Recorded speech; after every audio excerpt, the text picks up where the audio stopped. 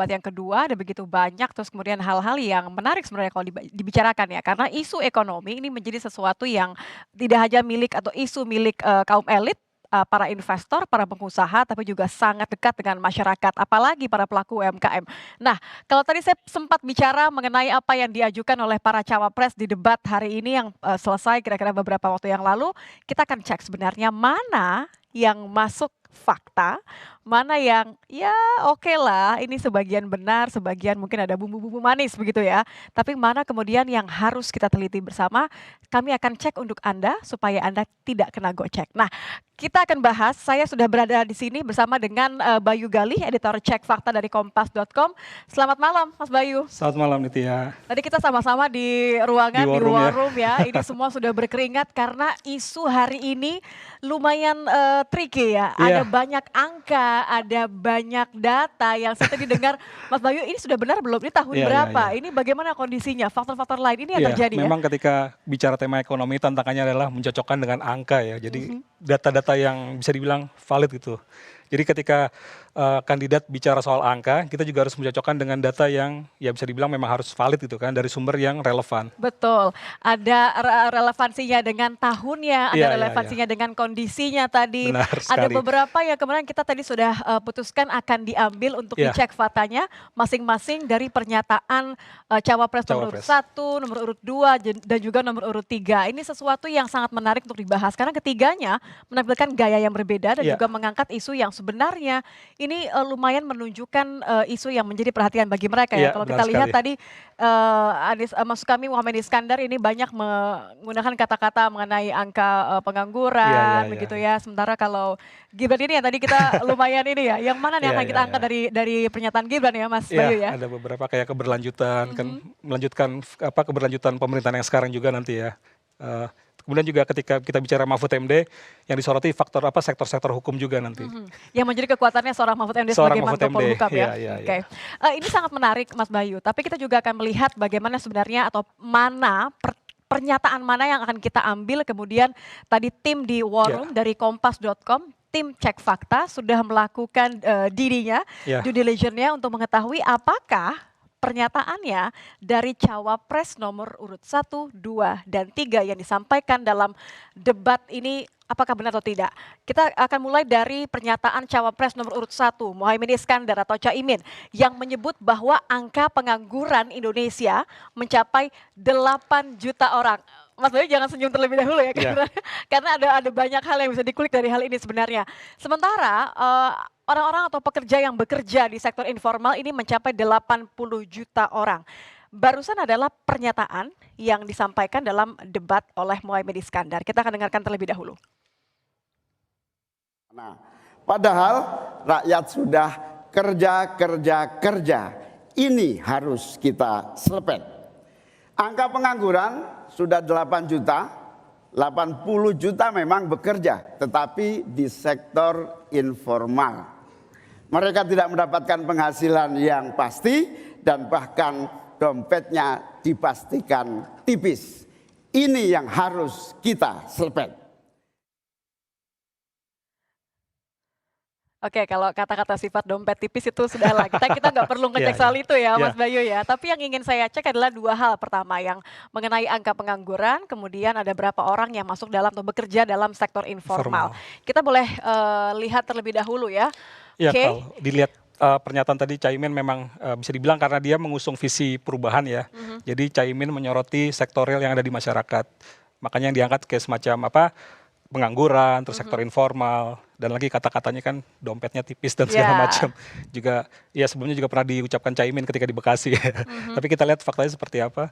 Ya, kita akan lihat ya faktanya dari pernyataan seorang cawapres Muhaimin Ya. Iskandar. Memang ketika bicara pengangguran, Caimin benar ketika dibilang angka pengangguran 8 juta, tapi itu data 2022. Ketika 2023 sudah menurun hingga 7,8 jutaan. Memang kalau di pernyataan, sorry aku potong ya, kalau di pernyataannya Ya. tidak disebutkan ya, ini tahun Tahun berapa? berapa Iya, gitu memang. sebenarnya.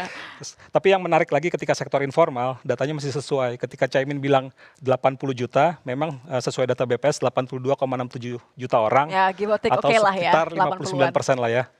Oke, jadi sebenarnya kalau dari dua hal yang kita cek faktanya faktanya, oleh tim Kompas.com, yang pertama adalah dari data BPS soal pekerja sektor informal, Sektor ini informal. masih oke lah ya, Masih karena sesuai dengan data BPS ya. 80 walaupun ini 82,67 juta, oke lah Iya, ini iya, iya. rata-rata. Namun tadi adalah 59,11% pekerja informal, Informal. ini artinya. Tapi kalau urusan yang 8 juta tadi ini Ya, tidak tepat ya? karena juga dia tidak menyebutkan tahun berapa gitu Tahun ya. berapanya. Iya.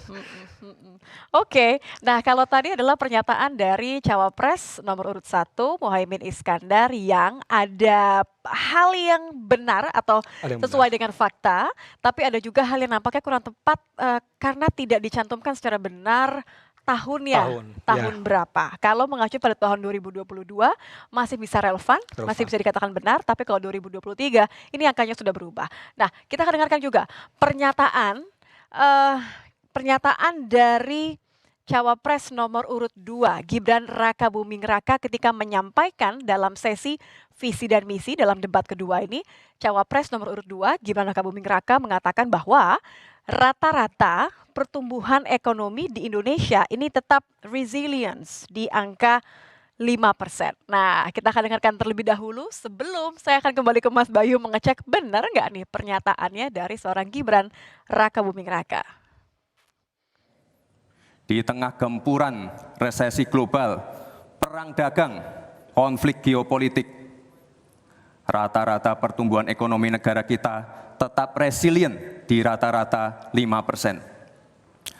Pertumbuhan ekonomi yang berkualitas didukung dengan penurunan angka pengangguran, angka kemiskinan, penurunan angka Gini rasio, dan juga angka inflasi yang terkendali.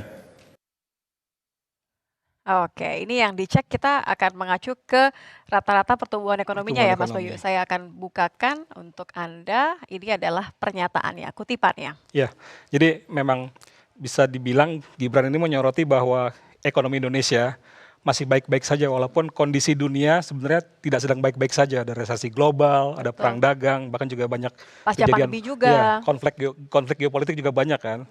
Tapi Indonesia masih bisa dibilang resilience atau berusaha stabil di angka 5% ya. Tapi ya kita lihat bagaimana sih faktanya. Oke, kalau kata kuncinya adalah rata-rata pertumbuhan ekonomi masih tetap resilience Masih atau ini tetap mungkin maksudnya resilience. masih kuat dibandingkan dengan Masih negara-negara kuat, lain iya, ya. iya, iya. Kita akan lihat terlebih dahulu fakta apa yang ditemukan oleh tim Kompas.com, cek fakta Ya. menyebutkan. Kita lihat kalau dari era Jokowi memang pertumbuhan ada di kisaran 4,8 sampai 5,3%. Memang ada catatan ya ketika kita mengalami pandemi itu 2020 kita sempat mengalami kontraksi ya minus 2%. Tapi tahun berikutnya 2021 kita berusaha bangkit pertumbuhan ekonomi 3%-an dan bisa kembali resilience di 2022 5,31. Jadi memang datanya masih sesuai dengan pertumbuhan ekonomi ini. Ini kita boleh kasih sedikit ya, Ya, bagaimana behind the scene ketika cek faktanya Kompas.com menggunakan kata resilience ini, karena ini agak-agak Resilience. tricky ketika kita Iya, iya. mengecek apakah betul bahwa rata-rata pertumbuhan normalnya dalam konteks resilience tadi. Iya. Boleh diceritakan Mas? Karena Bayu? kalau kita bicara konteks pertumbuhan ekonomi rata-rata, memang ketika kita melihat catatan di pandemi itu turunnya kan sampai kontraksi ya. Dan ini ternyata memang dialami sebagian besar dunia gitu ya. Tapi permasalahannya adalah ketika Gibran kata kuncinya resilience itu, ya kita bisa dibilang memang datanya sesuai karena 2022 itu benar-benar masih di angka 5,3. Sebenarnya cukup baik ya karena kan tumbuh cukup tinggi kalau dalam 2 tahun dari minus 2 hingga jadi 5,31%. Oke, jadi ini bisa dibilang masuk kategori fakta dan Iya. bisa diterima secara keseluruhan ya pernyataan lengkapnya. Masih sesuai dengan datanya. Masih sesuai. Oke, sejauh ini masih sesuai. Giliran pernyataan dari cawapres nomor urut 3 Mahfud MD. Nah, kalau dalam penyampaian visi dan misi calon wakil presiden nomor urut 3 Mahfud MD ini sempat menyinggung soal banyaknya korupsi yang menjadi kendala bahwa Indonesia tidak pernah mencapai target pertumbuhan ekonomi hingga 7%. Mahfud juga sempat menyebut bahwa banyaknya pemerasan kepada para pengusaha yang akan melakukan investasi inilah menjadi salah satu faktor. Kita akan dengarkan terlebih dahulu. Lalu pertanyaan itu saya sampaikan kepada beberapa orang ahli.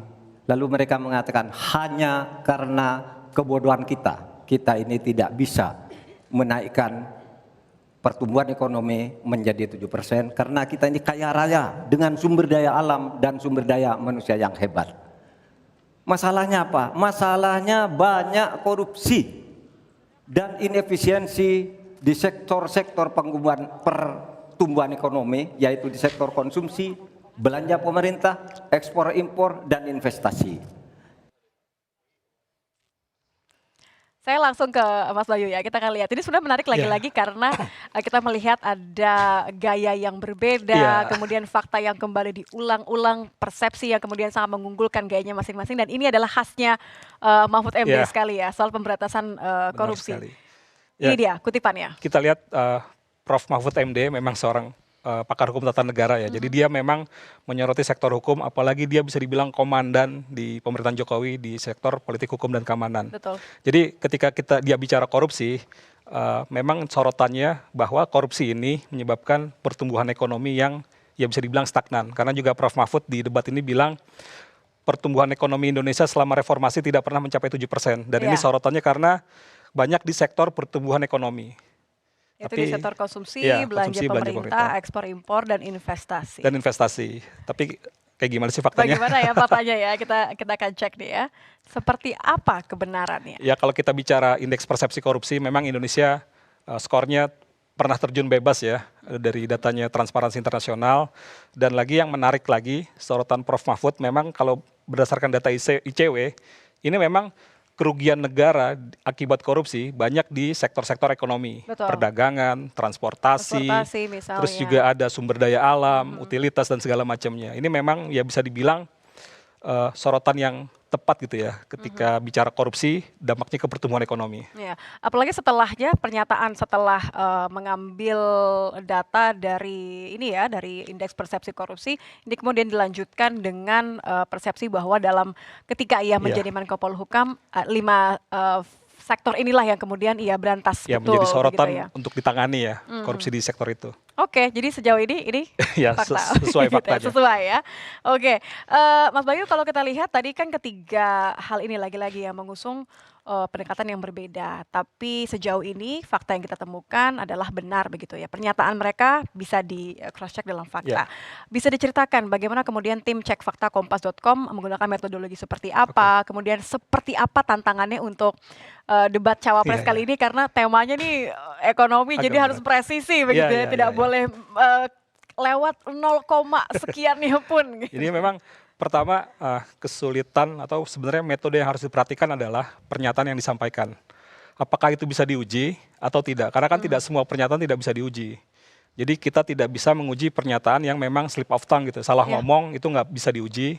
Atau bahkan janji-janji politik itu tidak bisa karena kita bukan malaikat yang menguji janji kan. Jadi kita mengukur yang maksudnya ada ukurannya gitu. Kita bisa ada kasusnya, menguji, ada kejadiannya begitu ya. Kita bisa menguji pernyataan yang memang ada faktanya, yang memang misalnya klaim keberhasilan, walaupun diucapkan secara kualitatif gitu ya, tapi tetap ada ukuran-ukurannya. Kayak apakah korupsi berhasil ditangani itu kan adalah indeks persepsi korupsi yang memperlihatkan datanya. Jadi memang yang perlu dilakukan adalah ketika pernyataan itu muncul, kita akan menguji dengan data yang mana. Yang sulit di sini kan adalah kita mencari data yang relevan dengan ucapan. Betul. Jangan sampai konteksnya berbeda. Konteksnya berbeda dengan yang disampaikan. Jadi kita memang harus hati-hati di sini. Bahkan memang walaupun kita bekerja cepat, ini juga kesulitan lainnya ya. Gimana caranya kita harus mendapatkan data itu dengan cepat. Tapi ya untungnya cek fakta ini kita nggak bekerja sendirian. Kita masuk dari kolaborasi yang lebih besar. Jadi ada 20 media juga yang tergabung di kolaborasi cek fakta. Dan juga kompas.com juga bersama Kompas TV juga melakukan kolaborasi. Jadi dapat datanya itu bisa lebih sesuai dan bisa lebih tepat. Tapi dengan catatan ya, untuk hal-hal yang memang kita ragu, kita yakin ini datanya sesuai, kita hold. Apakah bisa disesuaikan besok atau diselesaikan karena tadi lain hari. Menggunakan data yang mana terlebih dahulu begitu ya, data konteksnya supaya lebih sesuai begitu ya. Jadi kalau ada beberapa mungkin warganet maupun juga masyarakat yang menonton bertanya-tanya kok yang ini nggak di cross check begitu ya, jangan kecewa karena bisa jadi ini hanya masalah waktu. Besok kemudian cek fakta dari kompas.com juga bekerjasama dengan Kompas TV masih akan memberikan cek fakta lainnya, jadi harus nonton di kompas.com begitu. Oke, terima kasih Mas Bayu. Tadi adalah beberapa yang kami kutip pernyataan di dalam debat cawapres yang kemudian sudah dilakukan ujinya, faktanya supaya Anda nggak kegocek.